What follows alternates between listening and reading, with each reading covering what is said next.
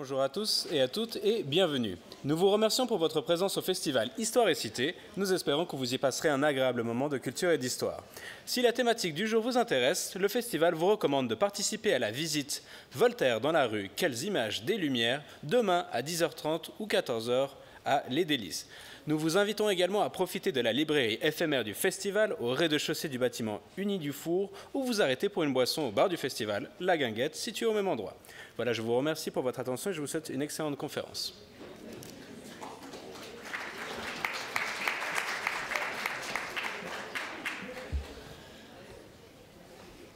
Dire le droit dans la rue est une conférence qui est co-organisée par 3 entités, si je puis dire. Le festival, d'une part, Festival Histoire et Cité, d'autre part, la Société suisse des juristes, plus précisément les sources du droit, et troisièmement, l'Université du troisième âge, des seniors, Uni 3.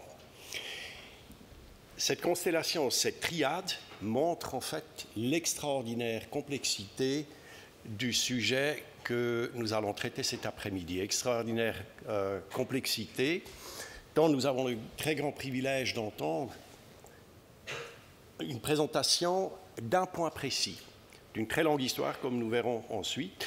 Et cette présentation sera faite par Marco Cicchini, qui est docteur ès lettres de l'Université de Genève, qui a travaillé comme assistant, maître assistant, comme chargé de cours, et qui maintenant travaille aux sources du droit, précisément aux sources du droit comme collaborateur scientifique. Marco, je te passe la parole.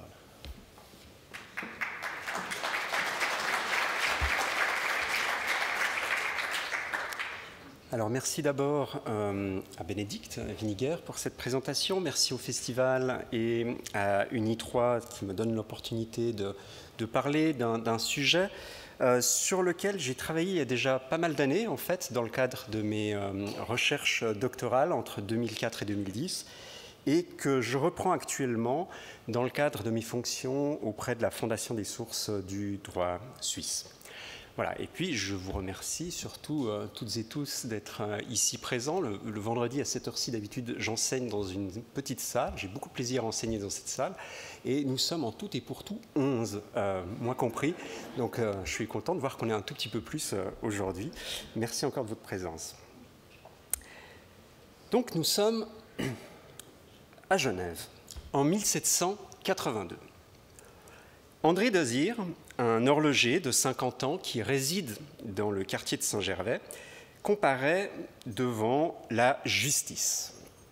On reproche à ce citoyen d'avoir gratté le numéro que des peintres, sur les ordres du gouvernement, viennent d'inscrire au bas de chez lui. Les magistrats veulent connaître les raisons et les circonstances de ce geste considéré séditieux. Face au juge, l'accusé explique que vers midi, le 21 octobre 1782, il a commencé d'effacer le numéro 140, écrit au-dessus de la porte de sa maison après que son fils est rentré du collège et lui a expliqué que d'autres citadins dans d'autres quartiers effaçaient les numéros inscrits sur les bâtiments.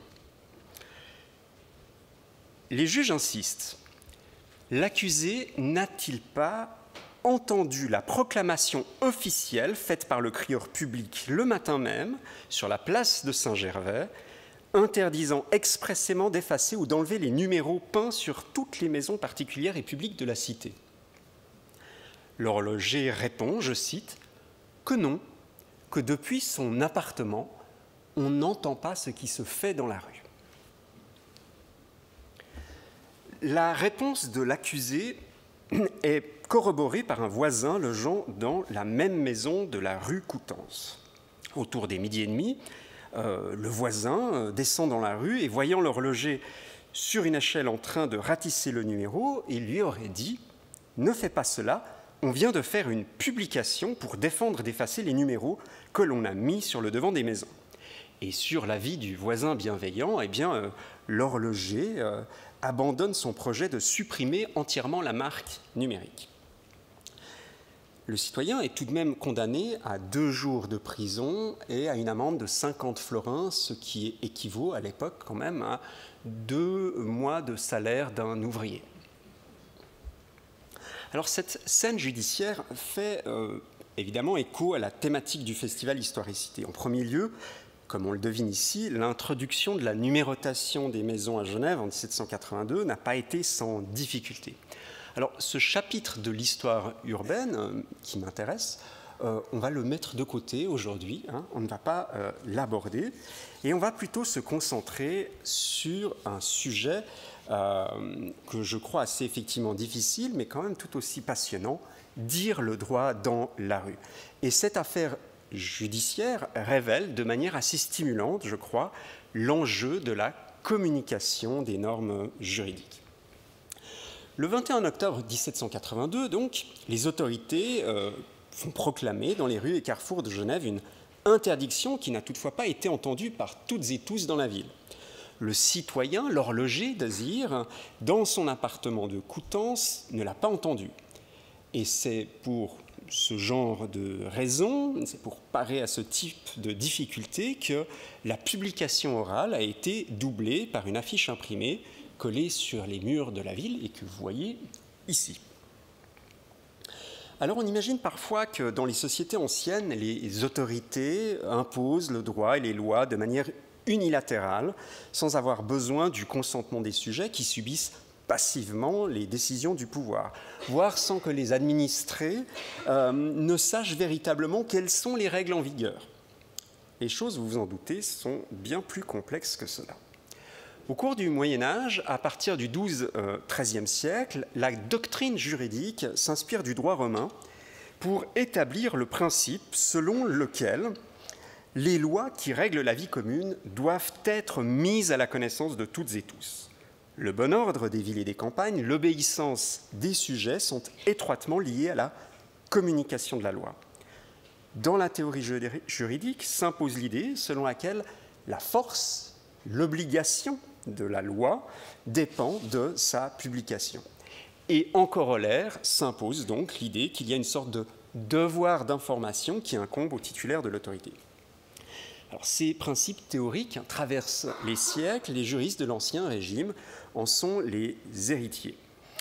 Pour ne prendre qu'un exemple, puisqu'on est à Genève, je vais citer Jean-Jacques Burlamaqui, célèbre juriste du XVIIIe siècle, jurisconsulte, qui écrit en 1747 que les sujets doivent être bien instruits de la volonté du législateur.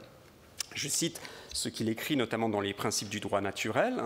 Le souverain doit donc publier ses lois d'une manière solennelle, claire et distincte, mais après cela, c'est au sujet à s'instruire de la volonté du souverain, et l'ignorance ou l'erreur, quant au droit en vigueur, ne saurait faire une excuse légitime. Et il ajoute, autrement, l'effet des lois se réduirait à rien et l'on pourrait toujours les éluder impunément sous prétexte qu'on les ignorait. Alors, durant le Moyen-Âge et la période moderne, le principe qui lie l'obligation d'obéissance à la publication se traduit dans la pratique par des modalités de communication diverses. Pour les ordonnances et les règlements urbains, la rue, au sens large du terme, la rue est le théâtre principal de la publication des normes juridiques. Celles-ci sont proclamées, parfois affichées, afin que nul n'en prétende cause d'ignorance selon la formule consacrée. On va voir qu'elle varie beaucoup au cours de l'histoire. Alors, autour de cette thématique, j'aimerais aborder avec vous quatre questions principales. Comment se proclament les lois dans l'espace public? Quel est le rôle de l'affichage des lois? Comment le public reçoit ces lois? Et enfin, comment expliquer que ces notifications publiques soient jugées suffisantes, satisfaisantes? Dans l'imaginaire contemporain, le crieur public est une figure du folklore des sociétés anciennes et son rôle est observé avec un sourire amusé et pour certains aussi avec un peu de nostalgie peut-être. Attestés dans les villes dès le XIIIe, XIVe siècle, les crieurs publics sont des fonctionnaires de rang modeste. Ils sont chargés de toutes sortes de fonctions liées à la diffusion de l'information. peut faire des annonces au nom des particuliers. Endossant la livrée des autorités auxquelles ils sont rattachés, ils font aussi des annonces officielles. Ils crient les foires, les ventes aux enchères, le prix des denrées. La proclamation des édits et des lois leur incombe également. Et dans ce domaine, malgré la modestie de leur statut, les crieurs jouent un rôle essentiel. Il faut rappeler que le mot loi vient du latin lex, comme vous le savez, qui lui-même vient de lego legere. Au sens étymologique, la loi est ce qui est lu, proclamé, après avoir été écrit. Ainsi, le crieur actualise l'idée même de loi lorsqu'il la lit dans la rue. On peut dire que le crieur public soude la culture orale à la culture écrite. Sa voix est un intermédiaire entre le pouvoir qui écrit et le peuple qui écoute. La criée, en plus, est un véritable rituel public. Et dans l'historiographie, ce moment est considéré comme une cérémonie de l'information, pour utiliser une très belle formule utilisée par l'historienne Michèle Fogel, qui s'est intéressée à l'activité d'un crieur parisien de la seconde moitié du XVIIe siècle. Alors, dans le cas de Genève, qui va nous intéresser plus spécifiquement, la criée est annoncée depuis la fin du Moyen-Âge à son de trompe, selon la formule, et ce signal auditif doit éveiller l'attention. Il requiert le silence. En actionnant son instrument, le trompette, c'est-à-dire un autre personnage que le crieur public, le trompette reconfigure le paysage sonore de la ville. Il prépare le quartier à la réception du cérémonial. Le bruit intense de la rue cesse, les ateliers se mettent au repos, les charretiers immobilisent leurs chariots. Hier soir, David Ripoll rappelait que le sol des rues genevoises était formé de pierres roulées. Et enfin, les marchandes et les marchands postés dans leur étal se taisent. Puis le crieur lit d'un ton solennel le règlement, l'édit ou l'ordonnance que les autorités souhaitent faire connaître. Dans les sources médiévales et jusqu'au début du XVIe siècle, les procès-verbaux des proclamations mentionnent des témoins ou des notaires qui attestent par leur présence et leur statut la bonne exécution de la notification publique conforme à la loi écrite par l'autorité. Alors ces marques d'authentification disparaissent par la suite, comme si le rituel de la publication est suffisamment réglé et accepté pour qu'il n'y ait plus besoin de le contrôler de l'extérieur. Et à partir de la Réforme, lorsque la loi revêt une importance particulière, il arrive que des magistrats, comme le secrétaire d'État, accompagnent le crieur pour l'épauler dans son office, voire prennent en charge eux-mêmes la proclamation.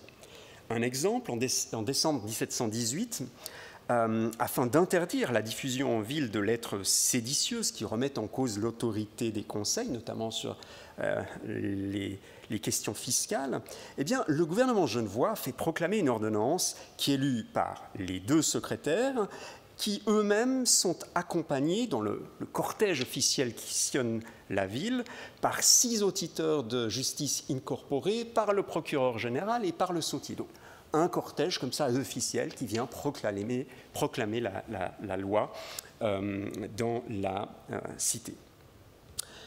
Ceci dit, la plupart des lois sont proclamées par le crieur et ce sont des publications qui concernent essentiellement la police de la ville, soit un large spectre d'objets de l'administration urbaine et de la campagne avoisinante. Commerce, métier, voirie, repos dominical, prix des denrées, épidémie, épizootie, ordre et sécurité publique, etc., etc. Et à Genève, les criers sont copiés dans un registre spécifique depuis 1512.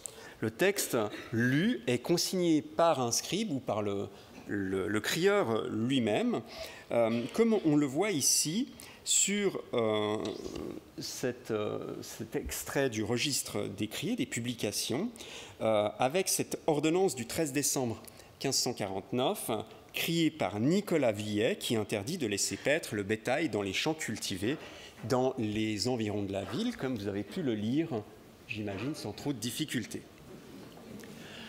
Alors pour la plupart, ces criers sont des textes brefs et leur lecture ne dure pas plus de 2 à 3 minutes, parfois à peine plus. Il arrive cependant que des ordonnances de ville soient plus longues, voire vraiment plus longues. En 1609, les ordonnances de police sont réunies en un corpus de 152 articles qui tiennent sur plus de 50 pages. Ces articles concernent une variété vertigineuse de sujets. Le premier concerne, par exemple, le respect du culte réformé, alors que le dernier concerne la manière dont les femmes qui viennent d'accoucher doivent s'habiller. Et puis, on trouve aussi des règlements sur la pêche, sur la boucherie, etc. À ceci, il faut ajouter toutes les menaces de sanctions diverses et le tarif des amendes. Eh bien, ce texte est lu par la ville. Alors, j'ai tenté l'expérience. Qu'est-ce que ça veut dire, lire 152 articles? Eh bien, il m'a fallu entre 50 et 60 minutes pour lire à haute et intelligible voix l'intégralité des ordonnances. Donc voilà, une bonne heure, hein. On arrête de travailler et on écoute. Je ne sais pas concrètement comment ça se passait, mais ça donne à penser, je crois, sur la forme du rituel de la criée. En mettant en série les dates des quelques 2000 textes proclamés à Genève en 1650 et 1790, c'est une série assez complète que l'on retrouve dans les registres des publications, eh bien on s'aperçoit que les proclamations ont lieu tous les jours de la semaine, avec une prédilection pour les jours de marché, notamment le samedi. En revanche, pas de proclamation le dimanche, qui doit être sanctifié dans cette ville protestante qui tient au repos dominical. Quant à l'horaire, dans l'immense majorité des cas, la publication se situe soit en fin de matinée, soit en début d'après-midi. Alors, question essentielle, mais délicate. Où se déroulent exactement les publications? Les lieux sont fixés par la tradition et ne sont pas laissés à l'initiative du crieur. Mais au grand désespoir des historiennes et des historiens, les textes de loi se contentent de dire que la proclamation doit être faite dans les lieux accoutumés, dans les places et carrefours de la cité. Alors, heureusement, il y a des exceptions, et il n'y a vraiment pas beaucoup. D'abord, comme souvent, les textes plus anciens sont plus explicites, car les pratiques ne sont pas encore fixées dans les usages. Ainsi, en 1373, une publication concernant les boulangers est faite en 8 endroits de la ville. Les toponymes utilisés pour désigner ces lieux ne sont malheureusement pas tous identifiables. Nous avons la mémoire des noms des portes et des places publiques, mais pas des lieux où résidait tel ou tel autre propriétaire. Au début du XVIIIe siècle, un magistrat, un auditeur qui vient à peine d'être élu, François Calandrini, a la bonne idée de tenir le journal de son activité. Et il tient ce journal parce qu'il est novice dans la fonction et il veut garder la trace, la mémoire de son activité. Heureusement pour nous.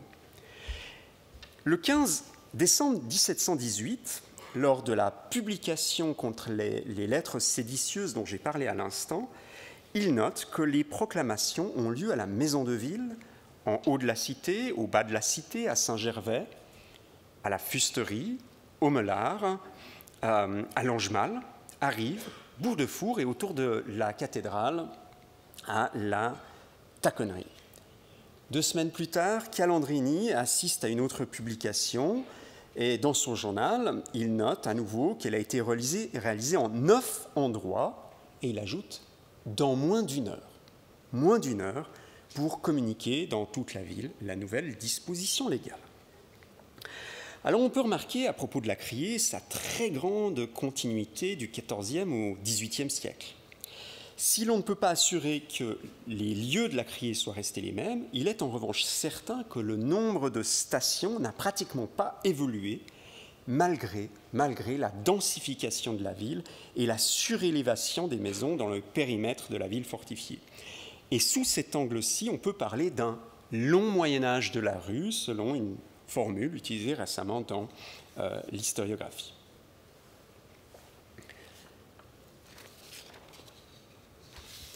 Ce tableau, rapidement brossé ici, livre un autre enseignement qui est peut-être encore plus important que le précédent. En reportant les points de la criée sur une carte, comme je l'ai fait ici, il apparaît évident que la voix du crieur ne porte que sur des portion circonscrite du territoire urbain intramuros. L'espace de diffusion de la norme apparaît discontinu, granulaire.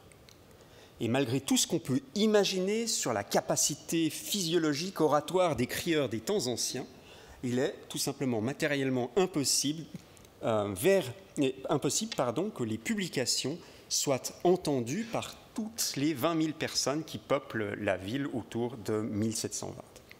Les ruelles du réseau viaire médiéval, qui composent ce qu'on appelle aujourd'hui la vieille ville, ainsi que les rues périphériques du quartier de Saint-Gervais, sont privées de l'information officielle. Sans compter que nombre de citadins ne sont pas forcément en ville au moment de la proclamation.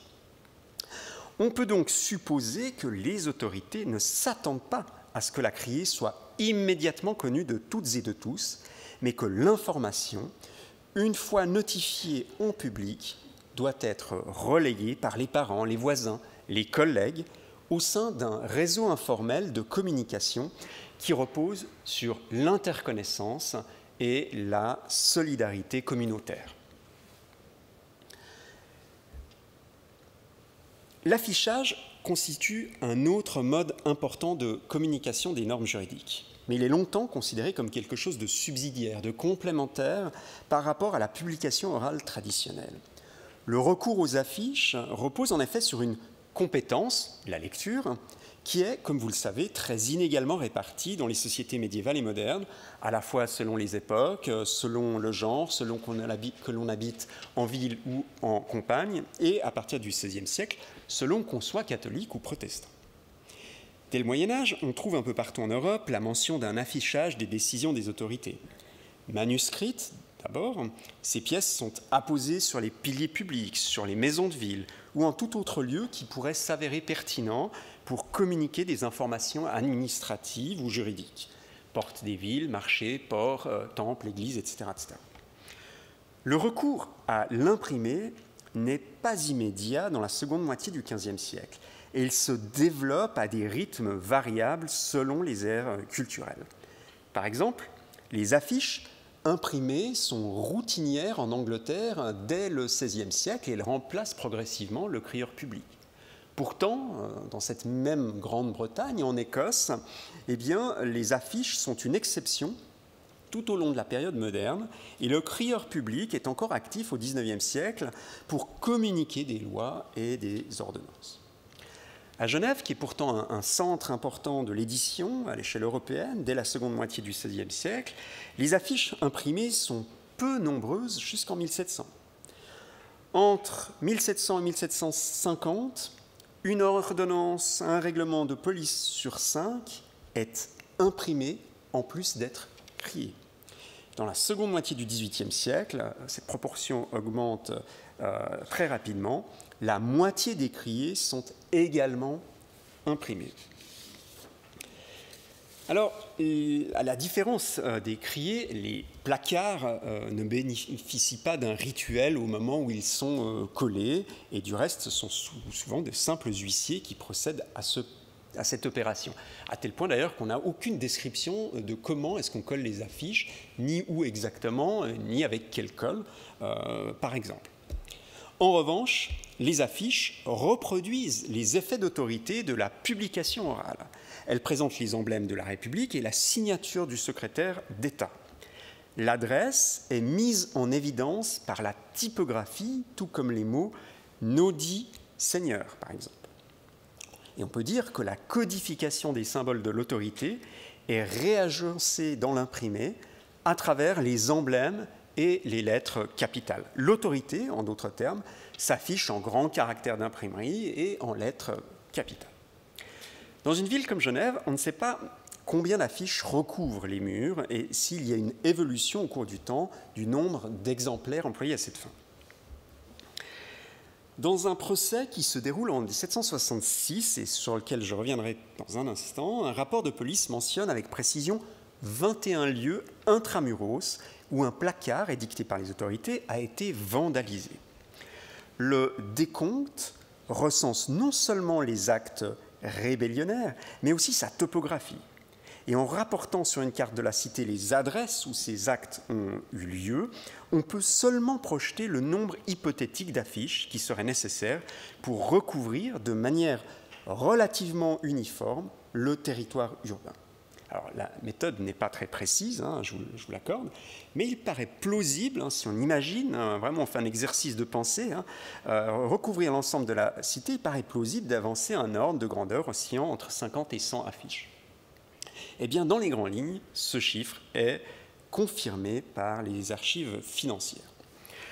En janvier 1785, l'imprimeur de la République, Jean-Léonard Pellet, fournit le décompte des affiches qu'il a composées et imprimées l'année précédente. Et pour chaque ordonnance, il imprime en général 100 exemplaires, alors parfois 50, parfois 150 et même une fois 450. Cette comptabilité des normes édictées est une sorte d'inventaire à la Prévert. Comme vous le voyez ici, il faudrait pouvoir s'arrêter sur chacun des objets réglementés pour savoir de quoi il s'agit exactement. Je vous laisse méditer autour de ces titres. Malheureusement, on n'a pas le temps de s'attarder là-dessus maintenant.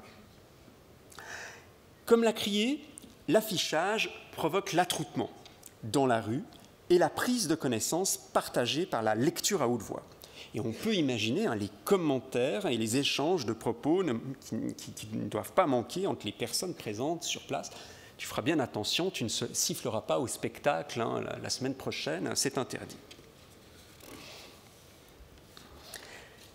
Fondamentalement, dans les sources de la période moderne, le terme publication désigne le cri public, la communication orale. Et c'est ce qu'il faut comprendre lorsqu'à la fin des textes, on lit des phrases telles que « Afin que personne ne l'ignore, la présente ordonnance sera publiée, imprimée et affichée ». Il ne s'agit pas d'une redondance, d'une répétition inutile, au contraire. Ce sont bien 3 étapes distinctes de la communication des lois. Alors, ce que l'on peut retenir provisoirement ici de l'affichage, c'est qu'il reste subsidiaire par rapport à la criée jusqu'à la fin de l'Ancien Régime. L'affiche est conçue comme une modalité d'information complémentaires qui permettent d'améliorer la diffusion de l'information. Cependant, la décision d'imprimer une ordonnance ou un règlement reste à la discrétion des autorités qui ajustent leur stratégie de communication en fonction des priorités de leur action. La publicité et ses modalités relèvent d'une politique qui varie selon les rapports de force du moment ou selon les besoins du pouvoir, et nulle loi, précisément, ne prévoit de fixer ces modalités. Alors, sur la question de la réception de ces lois, eh bien, il est difficile de savoir comment le public réagit à un cérémonial qui est routinier, banal, inscrit tout simplement dans le rythme ordinaire de la vie de la cité, que ce soit la criée ou l'affichage des normes juridiques. Ici et là, les archives mentionnent le murmure de la population, parfois quelques mots lancés parmi les personnes qui assistent à la criée. Les archives judiciaires fournissent, là encore, quelques informations d'autant plus précieuses qu'elles sont rares. Et il y a une affaire que j'aime bien mentionner parce qu'elle est assez révélatrice de certains enjeux dont je suis en train de vous parler. Nous sommes en juillet 1782, encore une fois en 82, dans un contexte politique particulièrement tendu, et le crieur public réalise un cérémonial de l'information tout à fait inédit. Alors, quelques mots très très rapides de contexte.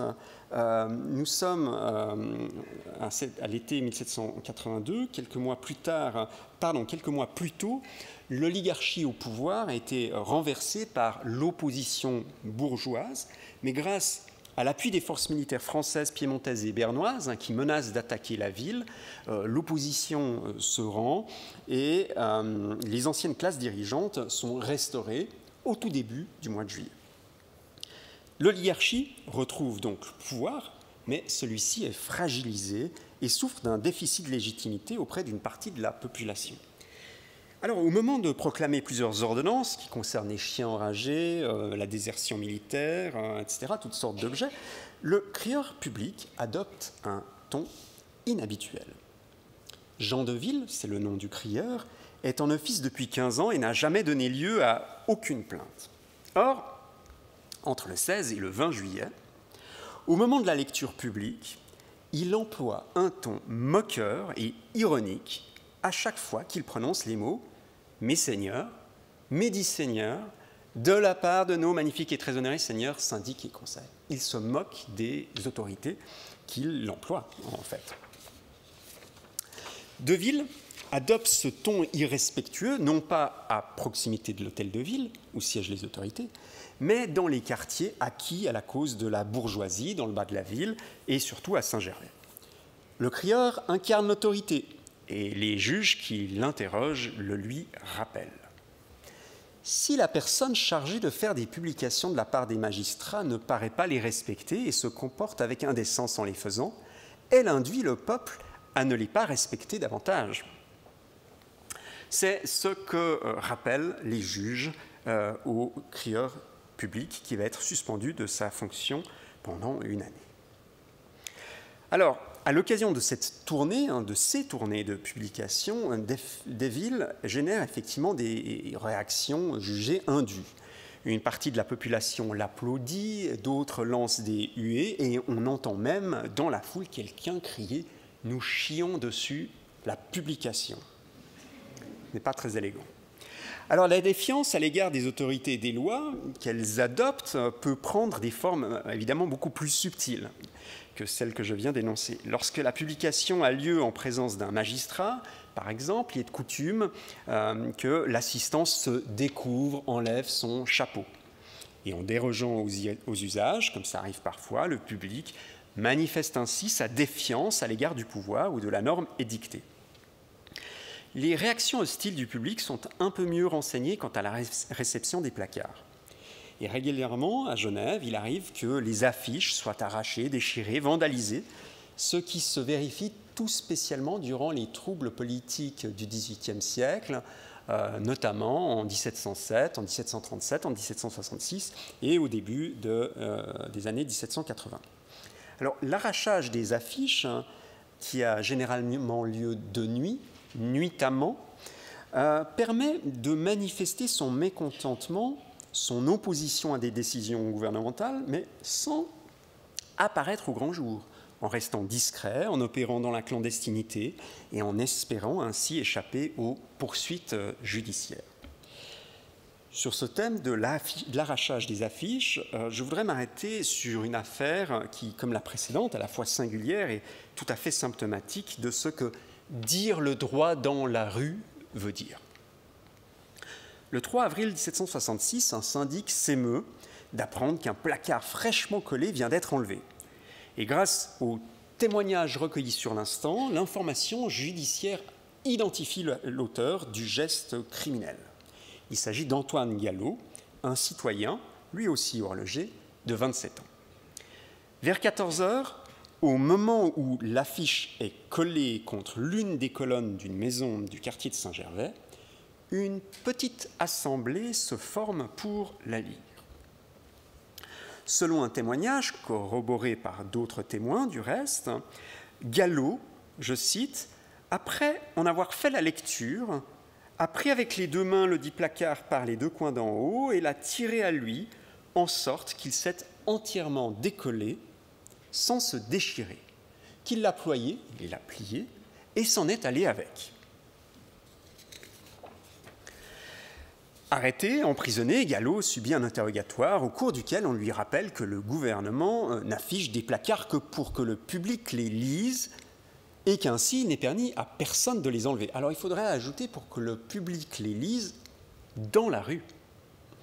Car l'accusé reconnaît certes son erreur, mais il précise qu'il s'est contenté de l'emporter chez son logeur au bas de Coutances pour lire le placard avec les personnes avec qui il habite.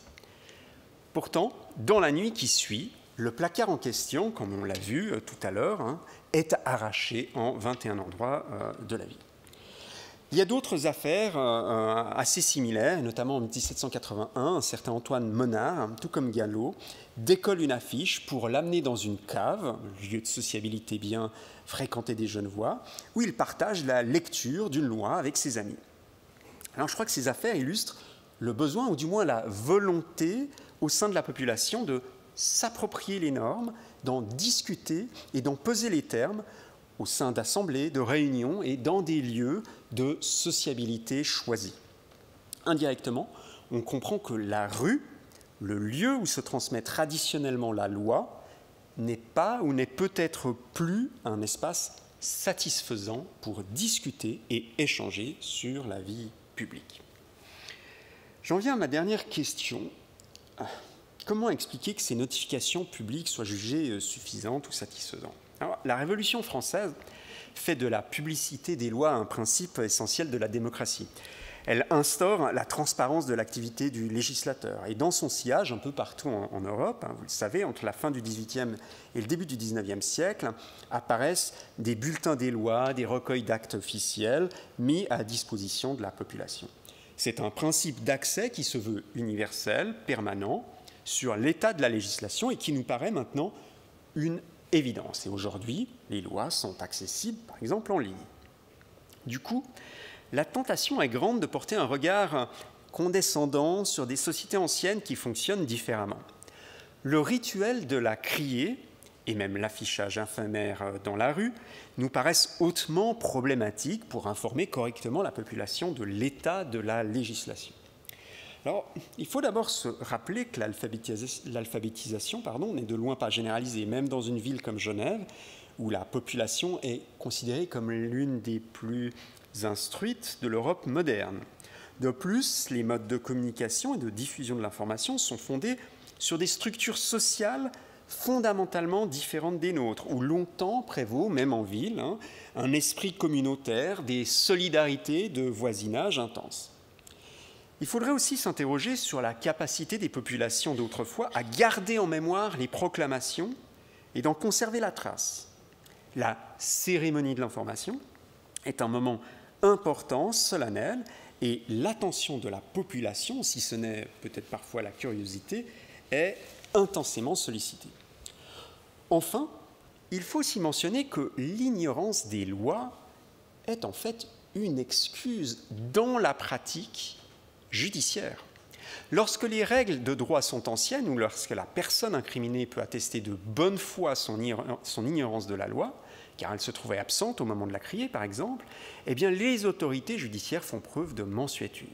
Alors, un exemple, en 1670, au cours d'un interrogatoire de justice, on demande à un voleur s'il n'a pas entendu la criée qui demandait de rapporter aux autorités les affaires ayant été sauvegardées au moment de l'incendie survenu dans la nuit du 17 au 18 janvier sur le pont du Rhône. Voici un extrait de cet interrogatoire, et vous aurez reconnu cette tragédie, le grand incendie du pont du Rhône de 1670. Alors, les juges demandent si la personne incriminée ne sait que nos seigneurs ont fait publier à son de trompe que ceux qui auraient retiré les dits effets eussent allé remettre entre mains de justice à peine de vie, donc sous peine de mort. La réponse n'en avait rien su qu'il a été dehors. On l'interroge encore. En quel lieu et combien de temps? Et Barly répond, j'étais au pays de Vaud. Il répond qu'il était au pays de Vaud et qu'il y a demeuré environ 8 jours. Alors on peut ici inférer par ce type d'interrogatoire, et ce n'est pas le seul, on pourrait les multiplier, et d'ailleurs on en a vu un exemple tout à l'heure, on peut ici inférer que la fragilité des modalités traditionnelles de la communication des normes juridiques est reconnue par les juges. Et puis j'ai parlé de la criée et de l'affiche, mais le recours à l'impression permet aussi d'étendre, en sortant du cadre de la rue, les moyens de faire connaître la loi. Un exemple parmi d'autres, parce que certains règlements bénéficient d'une publicité accrue, déjà au XVIIe siècle, via la production de petits livres. Certaines lois, notamment les règlements de métier, circulent sous cette forme imprimée, ces petits livres sont à la disposition du public qui peut les acheter chez les imprimeurs. Et c'est le cas notamment ici de cette grande ordonnance de police de 1609 que j'ai déjà mentionnée. Celle-ci est non seulement criée par la ville, et on a vu combien c'est laborieux, mais elle est également imprimée au format in octavo, afin, je cite, que chacune famille en achète pour leur ôter toute excuse d'ignorance. Alors si, dans la plupart des cas, la publication des lois ne laisse que des traces éphémères, Il en est d'autres où la mémoire peut donc être conservée, comme c'est le cas ici. En 1754, un chirurgien se présente devant les autorités pour dénoncer la concurrence déloyale des soldats qui rasent les particuliers alors qu'il s'agit d'un privilège exclusif des chirurgiens barbiers. Alors, les soldats de la garnison ont le droit de raser leurs collègues militaires, mais ils ont l'interdiction de s'attaquer à la pilosité des civils. Alors, au passage, vous apprécierez, j'espère, ce portrait, qui est le seul portrait d'un soldat de la garnison, en l'occurrence Lapointé-Cabussin, qui est réalisé par un justiciable mis aux arrêts et qui est surveillé par le militaire que vous voyez ici. Alors, si on revient à nos poils, le chirurgien lésé présente une affiche de 1727, soit près de 30 ans après son impression. Il présente une affiche pour faire valoir ses droits 30 ans après 27 ans exactement après son impression. On ne sait pas comment il a obtenu cette affiche. Est-ce qu'il l'a achetée auprès de l'imprimeur ou est-ce qu'il l'a reçue des mains de son grand-père, qui était lui-même maître chirurgien en 1727 ? On ne le sait pas. Dans ce cas précis, ce n'est pas à la faveur de la communication de la loi dans la rue que ce chirurgien connaît le droit en vigueur, mais parce qu'il possède chez lui un exemplaire de la loi. Et dès le début du XVIIIe siècle, à Genève, des revendications toujours plus pressantes sont formulées pour améliorer l'accès aux lois, en particulier de la part des franges de la population écartées du pouvoir et qui contestent la politique menée par la classe dirigeante. Alors, les spécialistes de l'histoire genevoise le savent bien, c'est une des grandes revendications de la bourgeoisie au moment des troubles politiques de 1707 autour de l'affaire Facio. On réclame l'impression des lois fondamentales, plus particulièrement des édits politiques, qui ont été promulgués 140 ans plus tôt, en 1568 pour être précis, mais sans jamais avoir connu les faveurs de l'impression. Alors, au-delà de cette exigence politique précise, les édits politiques, à laquelle d'ailleurs le gouvernement se plie sans trop d'opposition, il y a aussi des lois du quotidien que les citoyens et bourgeois cherchent à mieux maîtriser et demandent à y avoir accès en tout temps. Un exemple, en 1707, puisqu'on y est, à la suite d'une criée sur la place du Mulard, qui interdit notamment les assemblées politiques, un avocat et quelques citoyens demandent de consulter le texte de cette proclamation.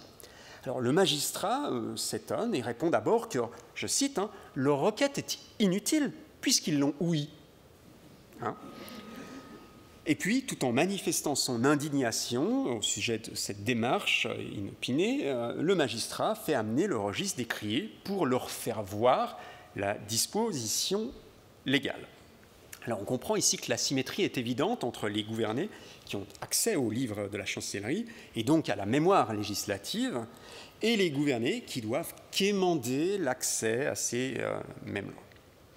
Et puis, à plusieurs reprises au cours du XVIIIe siècle, on retrouve cette exigence de la publicité et de l'accès permanent aux lois, et cette exigence affleure même au sein du gouvernement, ou en tout cas du Conseil des 200. Et en 1783, certains, au Conseil des 200, proposent que les publications soient publiées, vous apprécierez la redondance, dans la feuille d'avis de Genève, qui, à cette époque, était seulement une feuille d'annonce commerciale.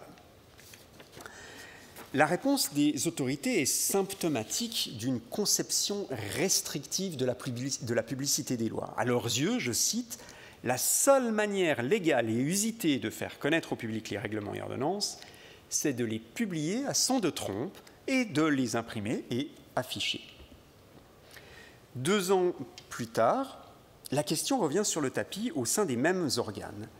Et la réponse du Petit Conseil ne varie pas, si ce n'est que le gouvernement évoque cette fois-ci le problème des frais qu'une telle publicité des lois occasionnerait pour l'État.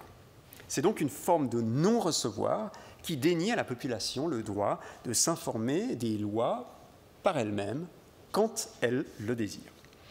La rigidité des autorités est battue en brèche en 1791, avec une formalisation des règles de publication des normes légales, et notamment avec l'obligation de doubler le canal de communication des lois. Désormais, toutes les criées doivent être complétées par l'affichage, et non en fonction des envies des autorités. Et puis dès la Restauration, sur l'exemple français du bulletin des lois qui est mis en route dès la fin de l'année 1793 sous le régime de la Terreur, eh bien, la République et Canton de Genève instaurent le recueil authentique des lois et actes du gouvernement qui doit désormais faire connaître la loi sous forme imprimée et librement accessible. Alors je conclus avec 2 remarques. En premier lieu, dès la fin du Moyen-Âge, on constate la présence assez ancienne d'une communication multimodale des normes juridiques, avec une concurrence grandissante entre la criée et l'affichage. La rue, bien qu'elle reste le lieu par excellence de la publication des lois urbaines jusqu'à la fin de l'Ancien Régime, perd cependant de son caractère quasi exclusif.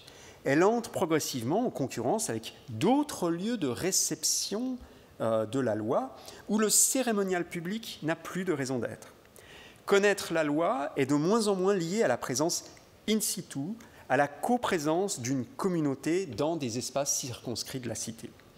Et cette évolution des modalités de communication de la norme juridique n'est évidemment pas spécifique au domaine du droit. Il faut inscrire ce processus, évoqué ici rapidement, dans le grand thème de la redéfinition de l'espace public, notamment entre la fin du XVIIIe et le début du XIXe siècle. Et au-delà de cette tendance de fond à réduire le rôle officiel de la rue, il faudrait s'intéresser de près à la diversité des manières de faire connaître la loi qui dérogent aux règles admises en la matière. De 1500 à 1790, à Genève, quantité de décisions qui ont un caractère légal ne prennent pas la forme d'une diffusion traditionnelle. C'est notamment le cas de la communication directe des lois auprès des groupements de métiers ou de la communication auprès des agents de l'administration, de règles que ceux-ci vont appliquer, mais sans que ces dernières soient formellement notifiées au public. Alors, ma dernière remarque sera très brève, mais je tiens à la faire parce que je voudrais éviter qu'on pense cette histoire de la publicité des lois sous un angle trop linéaire. Nul n'est censé ignorer la loi, dit l'adage bien connu, qui découle de formules variables émises dès la fin du Moyen-Âge. Et au moment de la Révolution genevoise, l'Assemblée constituante élabore sa propre formule qu'elle rédige et érige en obligation dans un article de la Déclaration des droits et devoirs de l'homme social. Tout citoyen doit s'appliquer à connaître les lois et nul ne peut excuser son délit sur son ignorance. Dans cet article, on reconnaît évidemment l'enthousiasme et l'optimisme caractéristiques des révolutionnaires. On se dit aussi que le métier de citoyen devait être difficile et qu'il l'est sans doute encore aujourd'hui. En tout cas, en 1794 déjà, un observateur remarque qu'à Genève, le citoyen, je cite, « connaît à peine les lois tant il y en a et tant elles se contredisent ». Alors que dire de nos jours ? Eh bien, dans un récent colloque sur le libéralisme pénal, un historien du droit et juriste italien, Luigi Ferraioli, nous rappelait qu'il existe aujourd'hui 35 000 incriminations dans la législation italienne. Donc la connaissance de la loi est un présupposé, une fiction peut-être diront certains, qui n'est pas très souvent effective. Je vous remercie de votre attention.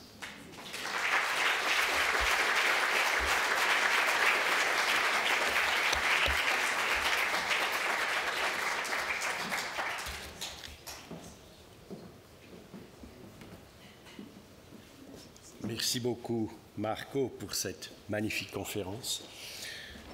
Magnifique parce qu'elle montre toute la complexité de la question, à commencer par celle de savoir comment est-ce qu'on fait connaître la loi, ensuite à supposer qu'on y ait réussi, à savoir comment on maintient cette connaissance, surtout lorsqu'il s'agit de crier, comment est-ce qu'on fait pour que les gens se rappellent, toute la problématique du rapport entre oral et écrit, parce qu'à la base, ce qui est déclaré a été écrit, comment est-ce qu'on fait la transmission, des questions très techniques, celles que personne n'est censé ignorer la loi, qui donne aujourd'hui naissance à beaucoup de littérature, nouvelle littérature, notamment par rapport à cette problématique du nombre des normes. Si vous avez 35 000 normes pénales en Italie, personne n'a aucune chance de les connaître tous. Donc comment est-ce qu'on peut maintenir le principe même ce principe même qu'on ne peut pas ignorer la loi? Et puis finalement, de manière beaucoup plus large, c'est aussi une question peut-être moins présente dans la période que Marco présente ici, une question de culture. Si les personnes sont alphabétisées, probablement le problème est plus simple que si elles ne le sont pas. Mais en même temps, c'est un problème très ancien, et j'ai amené ici un tout petit texte dont je vous lis un extrait. C'est le Code Hammurabi, qui était roi de Babylone entre 1792 et 1750 avant notre ère, donc il y a un peu moins de 4000 ans. Et vous connaissez la stèle de Hammurabi qui est aujourd'hui exposée au Louvre. C'est une stèle qui fait plus de 2 mètres de haut, une stèle sur laquelle il a gravé ce qu'on appelle aujourd'hui le Code Hammurabi. Alors dans cette stèle, il y a un prologue, ensuite le texte, et à la fin, il y a un épilogue. Et dans cet épilogue, il explique comment on utilise cette stèle. Il faut s'imaginer qu'elle est exposée sur la place publique, et un des problèmes, c'est bien sûr que les gens ne sont pas alphabétisés, il n'y en a pas beaucoup qui le sont. Et il dit dans l'épilogue que l'opprimé qui est impliqué dans une affaire vienne devant ma statue de roi droit, et qu'il se fasse lire ma stèle écrite, qu'il entende ainsi mes précieuses ordonnances. Magnifique. On écrit, on grave la loi sur une stèle, tout en sachant que le justiciable, généralement, ne sait pas lire. Autour de cette stèle gravitent des gens qui savent lire, probablement une protoforme d'avocat, qui explique au justiciable qui a le sentiment que peut-être son droit pourrait avoir été violé, qui lui explique quelle est la situation juridique. Ici, nous avons toute cette problématique entre oral et écrit, entre le problème culturel de savoir lire ou ne pas savoir lire, mais aussi celui de la conservation de ces normes sans lesquelles on ne peut pas vivre dans une société. D'ailleurs, ces stèles-là, dans l'empire de Hammurabi, il y en avait plusieurs qui étaient disposées dans les différentes villes. Un autre moment tout à fait incisif entre oral et écrit, 452 avant notre ère, les 12 tables en droit romain, conflit social entre les plébéiens et les patriciens. Les plébéiens considèrent que les patriciens sont les seuls à connaître la loi et se retirent sur une colline. Ils désintègrent la société romaine jusqu'au moment où l'on grave les lois de l'époque sur 12 tables qui probablement ont été exposées publiquement aussi. Donc ici, Marco touche à un phénomène absolument fondamental qu'il a été il y a 4000 ans et qu'il est encore aujourd'hui. Maintenant, je voudrais passer aux questions. Est-ce que vous avez des questions à adresser à Marco? S'il vous plaît, madame. Peut-être juste le micro.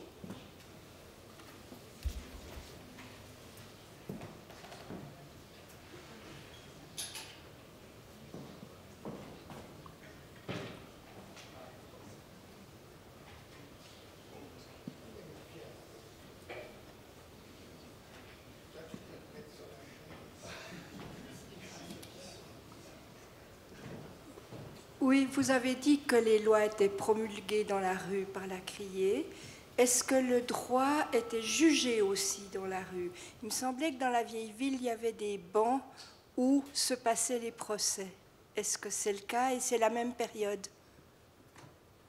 Je sais. Oui, ça fonctionne? Non?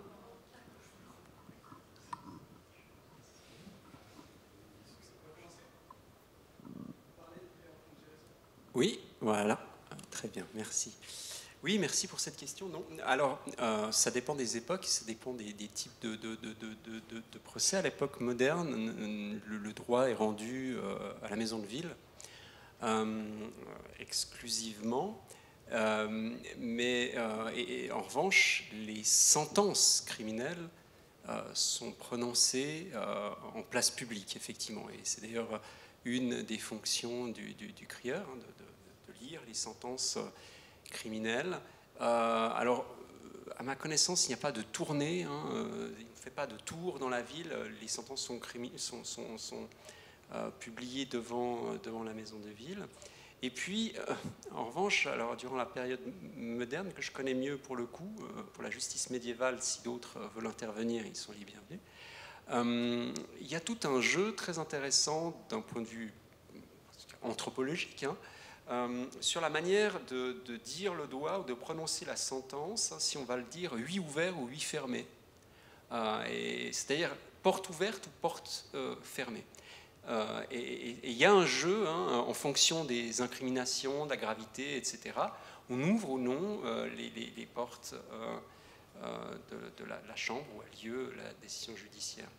Donc, c'est pas complètement fermé, mais c'est pas complètement ouvert non plus. Voilà.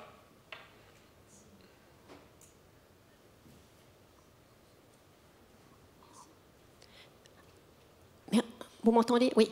Ma question pose sur la fin de la criée. À quel moment elle a été abolie ou a-t-elle cessé? Merci. Merci pour cette question qui en fait est un appel à des recherches pour des étudiantes et des étudiants qui seraient intéressés par le sujet. Je n'ai pas de date précise où le crieur cesse son activité formellement à Genève. Ce qui se passe, c'est qu'à partir de donc 1791, il y a un code qui a été dicté à Genève, qui est très important. Parfois, on le considère comme le prélude au code, aux constitutions modernes. En réalité, pas du tout. C'est une espèce de testament de l'Ancien Régime. C'est-à-dire qu'on codifie tout ce qu'on a fait sous l'Ancien Régime, juste à la veille que tout ça soit balayé. Et dans ce code de 1791, eh bien, on établit les règles qui étaient autrefois traditionnelles, mais on dit exactement comment on doit publier les lois. Et là, très clairement, on énonce que les règlements, les ordonnances doivent être faites à son de trompe et affichées. 3 ans plus tard, les assemblées constituantes révolutionnaires se réunissent et accouchent d'une constitution. Et j'ai rappelé l'importance de la loi durant la période révolutionnaire. Et à ce moment-là, eh bien, la forme par laquelle les lois doivent être publiées n'est pas clarifiée. Ce qui ne veut pas dire qu'il ne se passe rien. Hein. D'après ce que j'ai vu, il y a évidemment l'écrit est considéré comme primordial. En revanche, on continue de proclamer des lois par la voix du crieur pendant la période révolutionnaire. Et puis ensuite, ce sera vérifié justement durant la période française, où là aussi, en principe, c'est l'écrit qui prévaut, mais l'écrit centralisé, et puis ensuite, dans les localités, la communication des lois est en principe relayée par notamment la voix des crieurs publics. Alors, est-ce que c'était aussi le cas à Genève, sous régime français? J'en sais rien. Ça sera vérifié. En tout cas, je n'ai pas vu de source sur ce sujet. Et puis, à la Restauration, mais encore une fois, c'est une impression, ça mériterait d'être creusé. Il est possible encore qu'il y ait des criers, mais je ne pense pas que ce soit des criers liés à la proclamation de lois ou de normes juridiques. Donc voilà, c'est une réponse qui n'en est pas vraiment, qui est probablement insatisfaisante, je n'ai pas de date précise, mais je pense que c'est un processus, petit à petit, pas de désaffection, mais de perte d'importance, et puis probablement que ce personnage disparaît des organes officiels, au moins pour tout ce qui concerne la communication des normes et des lois. Et puis ailleurs, en tout cas en France, il y a encore pendant longtemps des crieurs publics ici et là, mais ce sont dans les localités. je ne vais pas dire que c'est du folklore, parce que c'est justement ce que je refuse de considérer, mais c'est un relais en fait qui vient tout en bout de chaîne lorsque probablement il n'y a pas d'autres moyens, où c'est difficile de faire afficher, imprimer, etc. Et puis, comme je l'ai dit, après ça dépend des aires culturelles. Il y a des endroits où la publication des normes continue d'être criée par un crieur public. Donc voilà, un appel, si quelqu'un veut travailler sur cette question pour Genève, c'est un petit sujet de recherche qui peut être intéressant. Alors, dans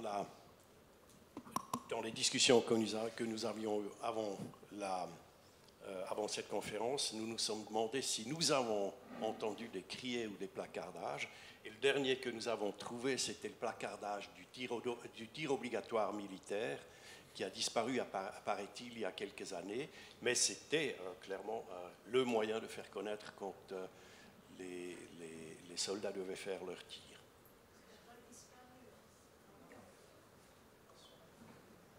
D'autres questions ?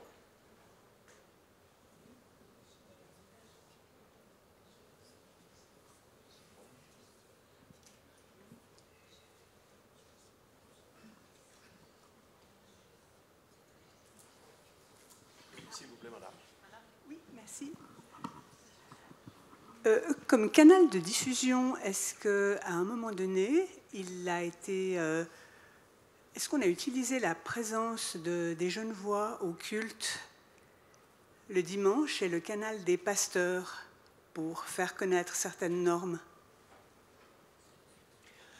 Oui, merci pour cette question. Effectivement, il arrive au prône, notamment, que parfois on communique des informations, mais ce n'est jamais considéré comme une voie légale.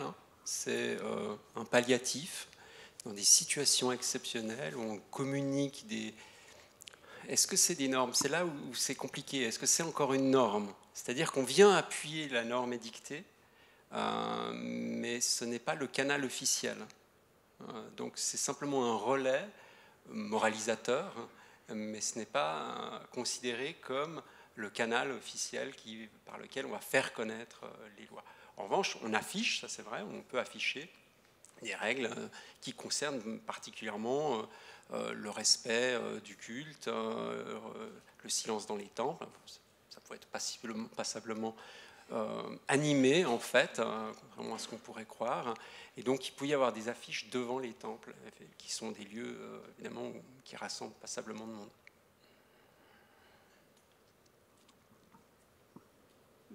Merci Marco pour cette très belle conférence.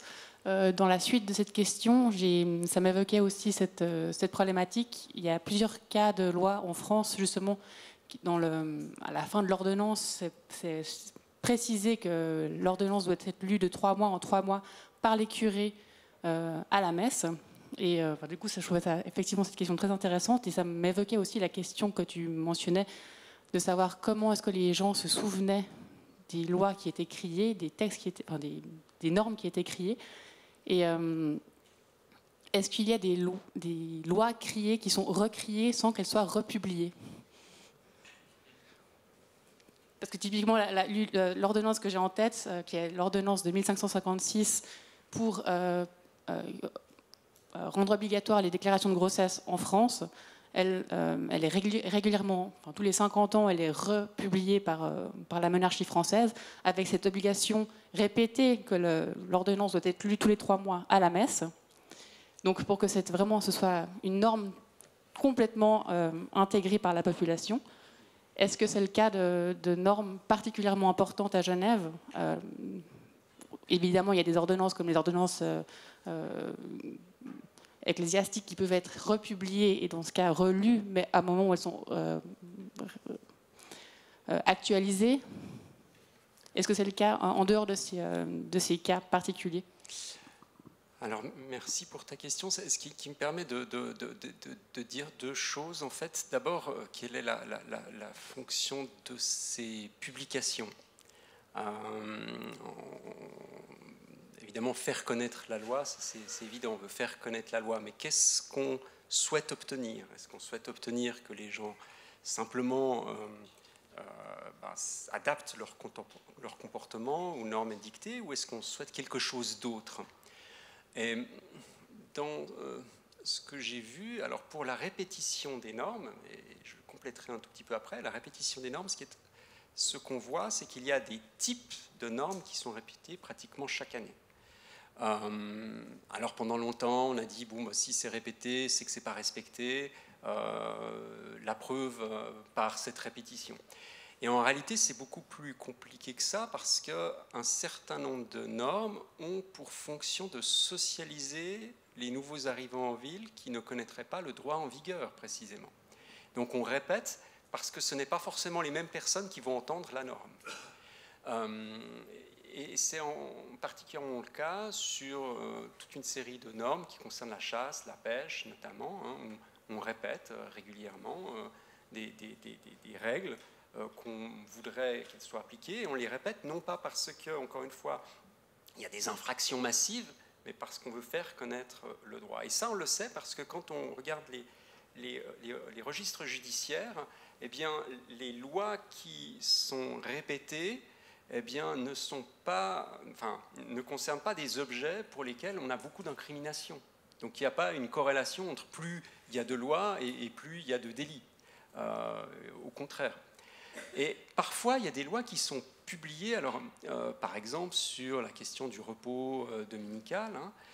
Là, on est embêté parce que c'est une obligation, ne pas travailler, aller au culte, éviter d'aller à la promenade. Donc, si on le fait, c'est après le culte, et puis alors discrètement. Hein. Donc, on cherche tout un tas de moyens pour faire adhérer la population à une norme qui, en fait, l'est de moins en moins. C'est de moins en moins une norme respectée.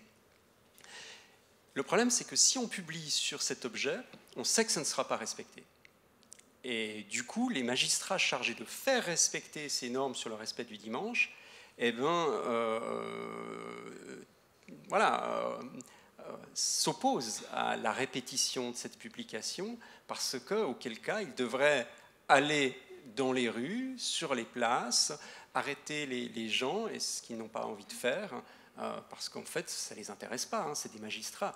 Donc, la publication, elle n'est pas liée forcément à est-ce qu'on respecte ou pas les lois. Il y a des considérations beaucoup plus complexes qui entrent en jeu. Et effectivement, alors, cette question de faire ressouvenir un droit, typiquement sur les déclarations de grossesse, j'imagine que ce n'est pas nécessairement parce que ce n'est pas respecté. Hein, alors, on voudrait que ce soit respecté au mieux, mais simplement rappeler, hein, jusqu'à ce que la norme soit intériorisée. Donc voilà, j'ai pris un peu de temps pour répondre parce que ça me semble important d'avoir à l'esprit que une loi, la publication d'une loi peut avoir des fonctions différentes et du point de vue des autorités, elle vise des effets aussi différents.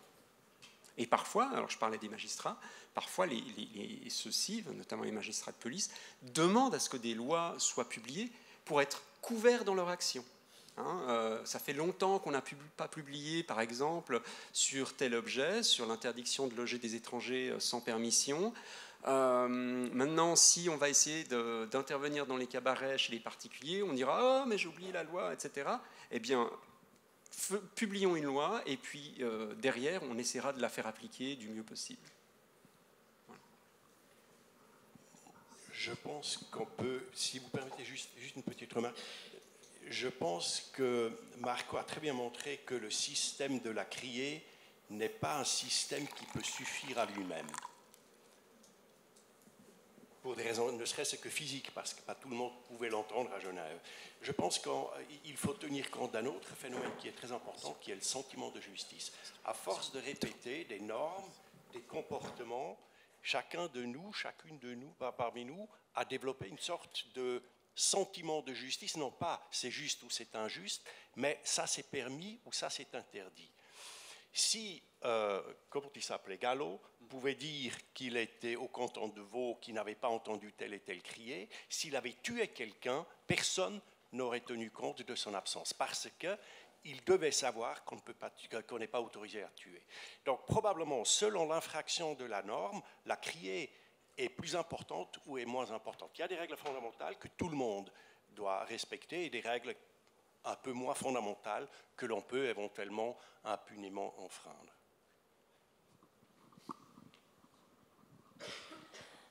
j'aimerais vous demander si on sait quelque chose sur la manière de contester les lois ou de contourner les lois, justement liée peut-être à la criée. Est-ce que c'est une modalité qui permet plus facilement que d'autres modalités justement de contourner ou de contester la loi? Est-ce qu'on en sait quelque chose?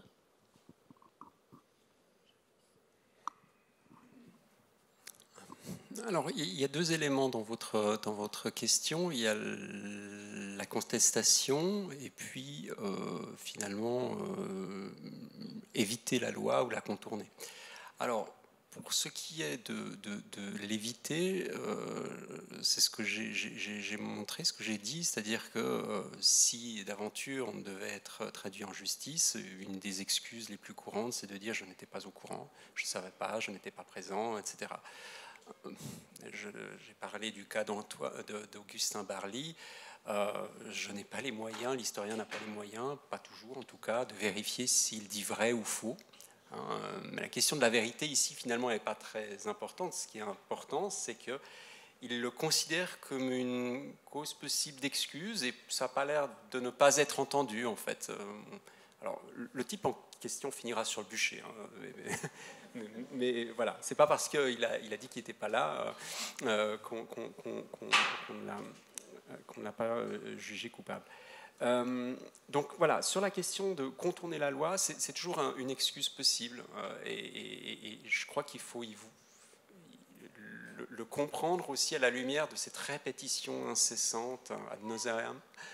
Nul n'est censé ignorer la loi, mais sous ces formes propres à l'Ancien Régime, que nul ne prétende cause d'ignorance, etc., etc. Donc il y a ces formules qui sont en fait un cadre, mais qui en réalité, dans la pratique, ne tient pas tellement. Et puis alors la question de la contestation des lois, sur les éléments des lois urbaines, cela arrive qu'effectivement des groupements, je ne parle pas de lois politiques qui là donnent lieu à des manifestations beaucoup plus ouvertes et un peu mieux connues d'ailleurs de l'historiographie, on s'oppose à certaines taxes fiscales notamment ou autres, mais sur des lois qui concernent la vie urbaine, parfois des communautés de métiers s'organisent pour dire que telle règle, effectivement, qui vient d'être publiée, contrevient à des us et coutumes beaucoup plus anciens, et là on s'adresse aux autorités. Alors ça ne veut pas dire qu'on modifie toujours la loi, mais ça arrive. En 1704, il y a une situation qui lie d'ailleurs la politique du vin à la politique tout court, sur la question de savoir, c'est une question un peu technique, hein, mais les Genevois sont des propriétaires de vignes, et vous savez que c'est une des seules décisions qu'ils prennent pratiquement, au-delà de la question d'élire les magistrats, depuis l'adoption de la réforme, une fois par année, ils fixent le prix du vin. Un des privilèges qu'il leur reste, c'est de fixer le prix du vin. Et, bon, voilà. Et pourquoi fixer le prix du vin? Parce que c'est l'argent qu'ils vont gagner ou pas dans la vente du produit de leur vigne. La question, c'est que les bourgeois sont propriétaires de vignes, mais qui ne sont pas toutes sur le territoire de la République. Donc à partir de quel moment on décide que du vin est bourgeois? Est-ce que des vignes qui sont en Savoie sont encore bourgeoises ou pas? Et il y a tout un débat là autour, et au moment justement où les autorités tentent de limiter la définition des vignes bourgeoises, ben là il y a une loi, et à force d'opposition, etc., les citoyens bourgeois concernés arrivent à la faire invalider. Mais c'est plutôt rare, ce n'est pas au quotidien.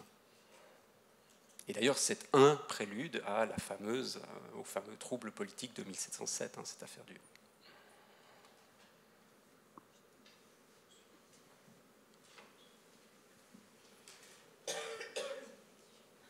Merci. Monsieur, j'aimerais vous féliciter pour votre élocution, qui est vraiment excellente, et c'est rarissime. J'en rougis. Maintenant, comment est-ce qu'on peut défendre « Nul n'est censé ignorer la loi » alors que c'est impossible? C'est absolument impossible qu'on connaisse toute la loi. C'est illogique.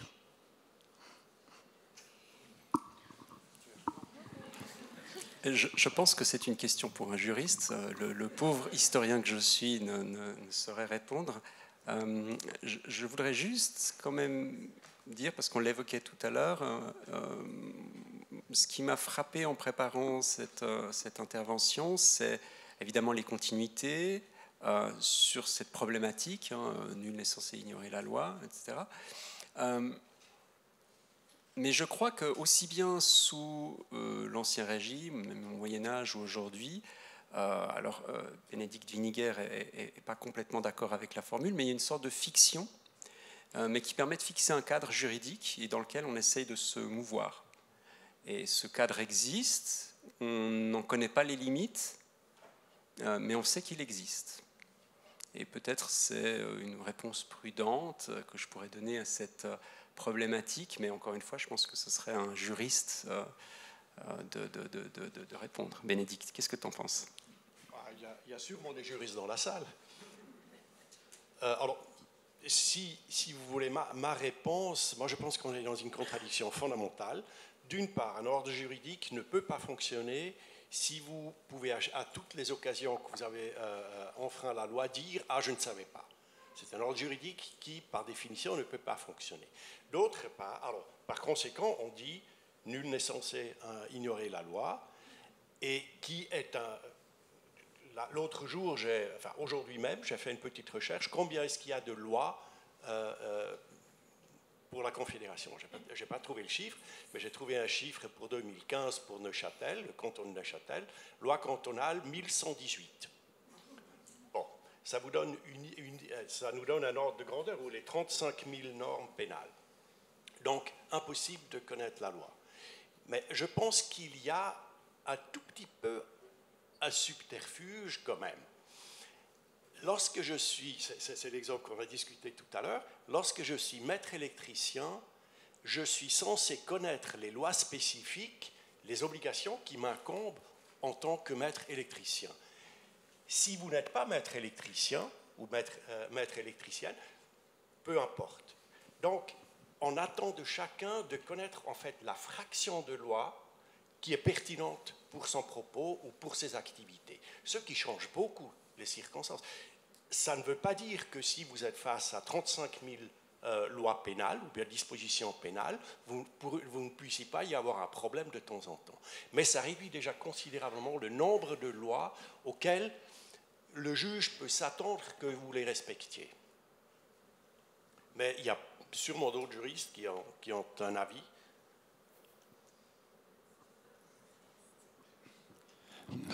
Merci pour vos explications si claires. On dit fréquemment que les lois sont en retard sur les mœurs. Alors, au cas où ça se vérifie, est-ce qu'on ne peut pas privilégier un peu la parole, la discussion, mais la crier?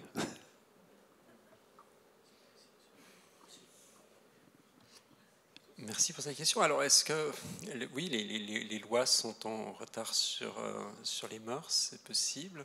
En même temps, c'est compliqué. De quelles mœurs parle-t-on? J'ai mentionné, je ne l'ai pas choisi par hasard parce que on ne trouve pas ce genre d'informations dans les sources dès qu'on ouvre une archive judiciaire ou une archive financière, mais l'interdiction de siffler dans les spectacles, par exemple. Qu'est-ce que ça veut dire? Ça veut dire que y a une attitude qui est jugée inopportune dans des salles de spectacle à la fin du XVIIIe siècle. Alors on pourrait se dire, mais pourquoi est-ce qu'on ne continue pas de siffler les gens? Est-ce que ce ne serait pas beaucoup plus simple si quand on n'aime pas un acteur au théâtre, on dit, mais voilà, on jette des billets, etc. Ce n'est pas des exemples absurdes, parce qu'en fait, c'est quelque chose qui se pratique massivement jusqu'aux années 1820-1830, même à Genève. Quand on n'est pas content, on le fait savoir. Je ne sais pas quoi en penser. Est-ce que c'est souhaitable ou pas? Toujours est-il qu'à un moment donné, il y a des cadres qui permettent peut-être d'orienter des comportements Et puis, au final, en tout cas pour les spectateurs, les personnes qui fréquentent les spectacles, il y a un processus d'intériorisation des normes, et cette idée de siffler, d'invectiver les personnes sur scène, ça ne nous passe plus tellement à l'esprit. Il y a d'autres canaux, on parlait de canaux tout à l'heure, hein, il y a d'autres canaux où faire savoir son mécontentement, et il y a la presse, il y a la critique, etc. Donc c'est compliqué de dire qu'est-ce qu'il faut mettre d'abord, les lois, les mœurs, je ne sais pas, il faut prendre un petit peu au cas par cas, je crois.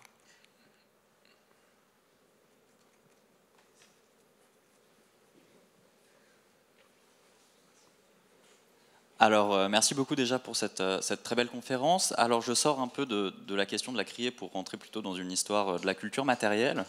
J'aurais voulu savoir en fait à quel point les recueils d'ordonnances qui sont publiés pénètrent les milieux sociaux. Est-ce que tu as pu aller voir des inventaires après décès pour remarquer peut-être si des maîtres horlogers avaient obligatoirement des recueils d'ordonnances qui réglementent leur métier ou plutôt pas du tout? Enfin, est-ce que tu as une idée un petit peu de ces individus qui ont pu acheter ces ordonnances?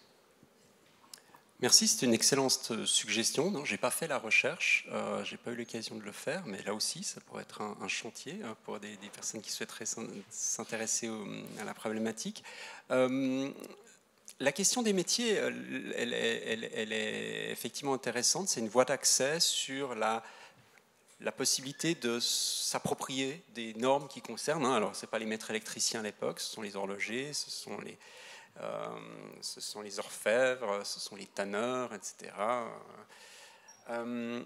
Mais il y a en fait une mémoire particulière pour ces corporations qui tiennent des registres.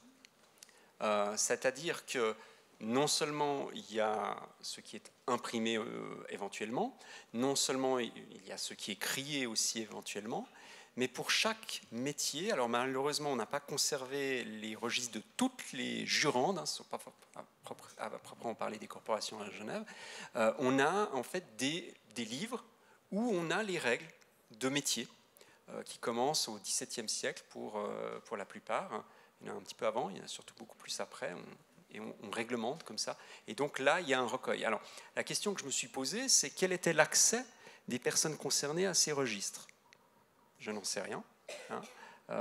Mais toujours est-il qu'ils existent, ils sont manuscrits, bien calligraphiés, et on voit que ce sont vraiment des instruments de travail, probablement pour les maîtres, ce qu'on appelle les maîtres jurés de ces différents métiers. Voilà.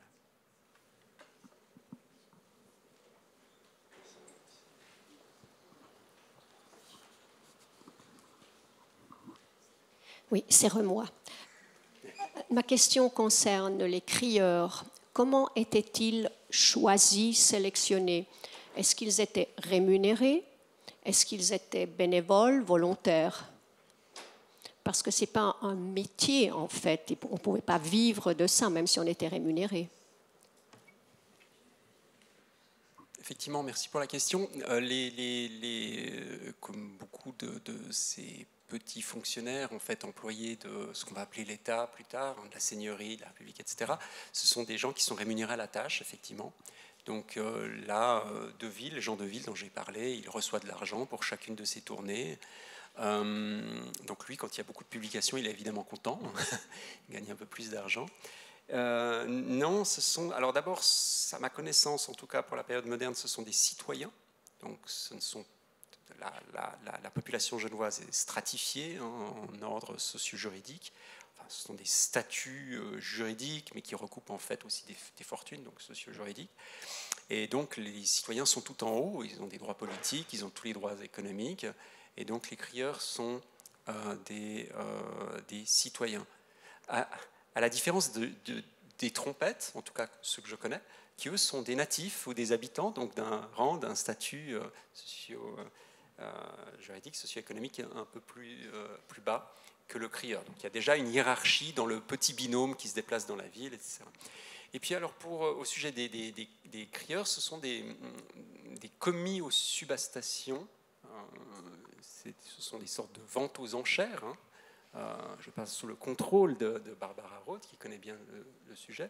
Et donc, ils ont cette fonction publique qui est beaucoup plus rémunératrice et beaucoup plus régulière.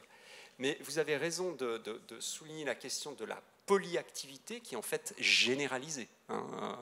On l'oublie parfois, on dit un horloger, ok, mais en réalité, bon, un horloger, il a un bon salaire. Mais, beaucoup de métiers de l'Ancien Régime, en fait, sont des métiers, aujourd'hui on dit à temps partiel, mais qui en réalité cachent plusieurs activités possibles, et parfois pour le compte de l'État, ou parfois pour le compte de privé. Et d'ailleurs, le crieur public fait probablement, alors on a très peu de traces de ça, mais fait probablement aussi des annonces privées.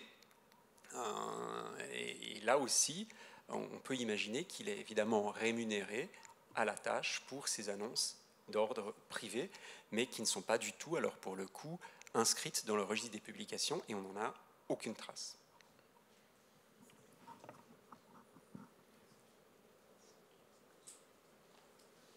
D'autres questions? Si tel n'est pas le cas, je tiens à remercier très chaleureusement Marco Cicchini pour sa brillante conférence. Merci beaucoup. Je vous remercie pour votre présence.